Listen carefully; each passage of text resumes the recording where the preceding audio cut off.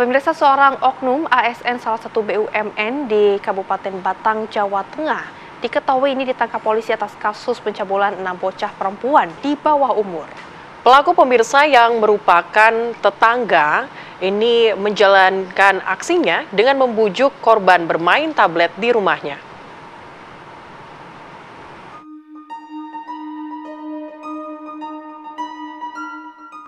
THS, pria berumur 47 tahun warga Tersono, Kabupaten Batang ini ditangkap karena melakukan pencabulan pada salah satu anak di bawah umur. Salah satu orang tua melaporkan ke polisi hingga akhirnya para orang tua lain ikut juga melaporkan pelaku dan akhirnya terungkap ada 6 korban anak di bawah umur. Aksi cabul dilakukan sejak tahun 2022 hingga bulan Juli tahun 2025. Modusnya mengajak satu persatu korban bermain tablet di rumahnya saat istri pelaku sedang keluar rumah. Ironinya, para korban adalah tetangga yang tinggal berdekatan dengan pelaku. Terungkapnya kasus ini berawal dari laporan salah satu orang tua korban yang kemudian berkembang ke korban-korban lain.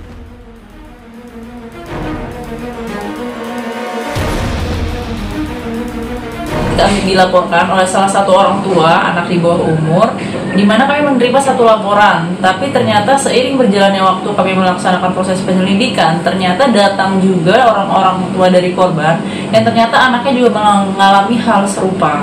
Dari si pelaku tersebut memang terkenal akan menyukai anak kecil, tapi ternyata seiring berjalannya waktu mulai dari Juli 2022 hingga per 2025 kemarin, dari 6 korban tersebut mereka diiming-imingi untuk bermain game dan tablet di HP tersangka.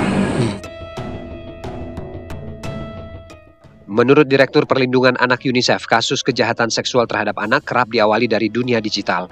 Ajakan main game hingga lemahnya regulasi kebijakan yang tidak terintegrasi.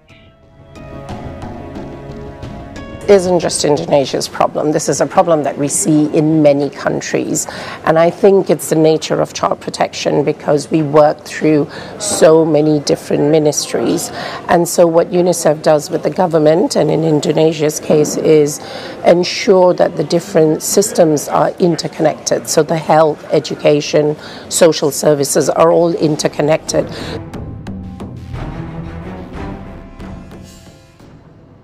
Pada banyak kasus kejahatan seksual pada anak kerap dilakukan oleh orang terdekat. Pencabulan juga didukung oleh akses teknologi sehingga perlu pembatasan dan pengawasan semua pihak. Korban juga diimbau untuk terbuka tanpa khawatir diintimidasi. Ini nggak diketahui oleh orang tua mungkin. Ini terjadi kalau anak melakukan itu. Sehingga anak-anak ini yang tidak punya wawasan tentang tentang pubertas, tentang sex education ya. Kalau di zaman dulu tuh ya kita tahu tentang sex education, pendidikan seks itu bukan gender, tetapi lebih kepada apa yang boleh dan tidak boleh dilakukan anak terhadap dirinya misalnya. Kalau dia nggak dikasih tahu itu dia nggak akan tahu. Kasus di Kabupaten Batang, Jawa Tengah ini menjadi cermin betapa daruratnya perlindungan terhadap kejahatan seksual pada anak di Indonesia di tengah gempuran teknologi. Pengawasan dari semua lini menjadi benteng pelindung bagi masa depan anak-anak kita. Tim TV One mengabarkan. Pemirsa, kasus pencabulan yang melibatkan seorang pegawai BUMN membuat heboh tanah air. Hal ini pemirsa dikarenakan jumlah korban mencapai 6 orang dan mereka adalah anak-anak. Pelakunya saat ini sudah ditangkap dan seberapa parah kemudian predator anak ini bertindak, kita akan bergabung dengan Ibda Maulidia Nur Maharanti, Kanit PPA Satreskrim Polres Batang. Selamat siang. Selamat siang, Mbak. Baik, mungkin bisa diceritakan bagaimana kemudian sejauh ini pelaku mengaku mencabuli korban. Ada berapa korban kemudian yang sudah dicabuli oleh pelaku? Untuk saat ini perkembangannya kami mendalami di 6 korban, dari awalnya satu aduan dan ternyata di kampung tersebut juga ada yang merasakan hal yang sama, sehingga berkembang dengan 5 korban lainnya. Dan 6-6-nya adalah anak di bawah 10 tahun, seperti itu. Saat ini tersangkanya sudah kami amankan di Polres Batang dan kami tetap melaksanakan tahap penyidikan hingga nanti ke persidangan. Oke, baik Bu Lantas, menurut pengakuan pelaku, kapan ia pertama kali melakukan pencabulan tersebut? Kalau dari pengakuan pelaku tersangkanya dari tahun 2022, namun memang sudah tidak ingat akan tanggal pastinya kapan. Namun dari kami kumpulkan dari korban-korban yang ada, dari 2022 sampai akhirnya korban terakhir berada di Juli 2025, dengan total dari 6 korban, seperti itu, Mbak. Oke, baik. Artinya sekitar 3 tahun begitu ya kasus ini berkembang. Tapi yang menjadi pertanyaannya antara satu dan yang lain ya, antara korban, apakah memang ada keterkaitan? Mungkin apakah teman bermain ataukah bagaimana kemudian satu korban dan korban lainnya ini kemudian diajak oleh pelaku? Kalau dari pendalaman kami, dengan 3 TKP yang berbeda, di sana terlihat bahwa memang oknum ini mengunjungi dari tempat-tempat yang ia datangi.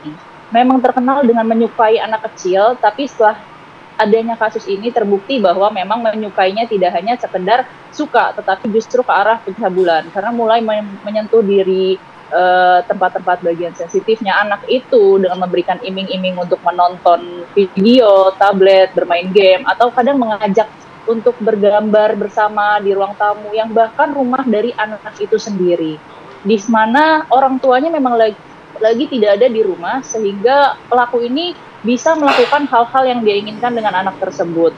Mungkin itu ya dari kedepannya harapan kami orang tua bisa lebih jeli terhadap anak dan juga bergaul dengan siapapun itu selalu perlu pengawasan dari orang tua, seperti itu. Oke, baik, artinya ada 3 TKP yang berbeda, kemudian juga tadi sudah diutarakan juga kalau pelaku ini mengajak korban untuk bermain terlebih dahulu. Tapi bagaimana ini pelaku mengenal para korban tersebut, Bu? Kalau kenal tidak kenal ya, karena biasa anak kecil kan kalau ketemu orang dewasa yang mengajak dia bermain justru dia senang dan excited juga. Disitulah lengahnya kami dan juga dari pihak-pihak yang berada di sekitarnya untuk lebih mengamati anak-anaknya, karena banyak memang hanya sekedar datang, lalu datang ke rumah, masuk ke dalam ruang tamu, mengajak bermain, lalu iming-iming untuk dipangku, sambil memegang tablet, dan akhirnya justru malah memegang area-area sensitif yang justru bisa dikenakan pasal pencabulan dalam UU Perlindungan Anak, seperti itu. Oke, para korban ini adalah tetangga. Apakah memang warga di sekitar ketika dia datang ke rumah korban tersebut dan melakukan aksinya, ini tidak ada kecurigaan yang terjadi? Kecurigaan sudah sering terjadi terhadap oknum ini, tapi banyak yang belum berani menyuarakan. Karena itulah di kasus pencabulan dan persetubuhan ini, mereka itu terkadang tidak berani untuk berbicara karena dari tekanan-tekanan pihak luar, seperti mungkin dari keluarga pelaku ini, dia seorang ASN, pegawai BUMN yang mungkin terkesan di lingkungannya itu dihormati. Namun akhirnya karena sudah tahap geram dan memang ada dari salah satu saksi yang menyaksikan dari balik kaca dalam rumah, yang dimana dia bisa melihat ke arah luar, tetapi dari luar itu jendelanya sangat gelap, sehingga tidak tahu kalau ada orang yang mengamati. Nah, disitulah saksi kunci kami, sehingga pelaku ini bisa kami amankan dan kami tahan di rutan Polres Batang saat ini, atas kebersaksiannya saksi yang ada di TKP pada waktu itu. Baik, sejauh ini apakah ada indikasi dari korban lain selain 6 korban dari pencabulan yang dilakukan oleh pelaku ini, Bu? Kalau dari 6 korban ini, kami tetap terbuka apabila ada yang mau melaporkan lagi kejadiannya, tapi dengan 6 korban ini kami sudah melakukan pemberkasan ya, untuk segera kami limpahkan ke kejaksaan nanti, seperti itu. Terakhir mungkin Bu, apakah pelaku ini terlibat dengan jaringan predator anak? Oh, kalau itu tidak. Memang dari pribadinya sendiri sih yang salah. Tapi untuk jaringannya atau dia memiliki suatu grup atau kelompok-kelompok di masyarakat, tidak. Jadi menurut kami ini merupakan salah satu cara kami untuk memangkas dari korban-korban pencabulan dan persetubuhan khususnya di daerah Jawa Tengah, yaitu Polres Batang. Oke, baik, terima kasih Bu sudah berbincang bersama dengan kami di Apa Kabar Indonesia Siang, dan kami juga harapkan semoga kasus ini tidak terjadi lagi di daerah Batang. Amin.